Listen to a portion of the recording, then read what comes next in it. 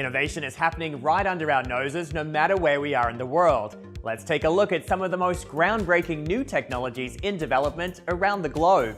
You've heard the expression, if at first you don't succeed, try again. Well, an autonomous vehicle startup in the UK is taking that lesson to heart.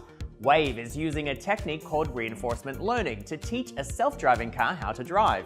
The company hooked up its machine learning algorithm to a car's navigation system and let it attempt to drive. A human driver inside the vehicle would take control of it each time the algorithm started to swerve off the road. The algorithm received positive feedback when it drove correctly and negative feedback when it made a mistake. It took just 20 minutes for the system to learn how to stay in its lane. At this rate, it won't be long before Wayve is putting pedal to the metal on busy city streets.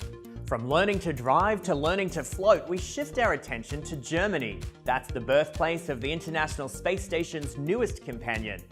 Should I contact the ground station? Meet Simon, a smiling spherical robot ingrained with artificial intelligence. Its mission to help astronauts cope with the rigors and loneliness of space travel.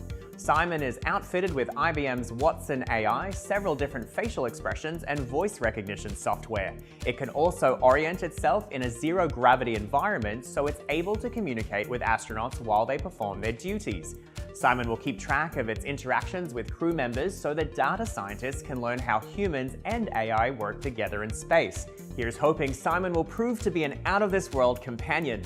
And lastly, we land in California for some medical research that will get you thinking. Literally. It's unfortunately true that as people get older, their brains lose the ability to retain information.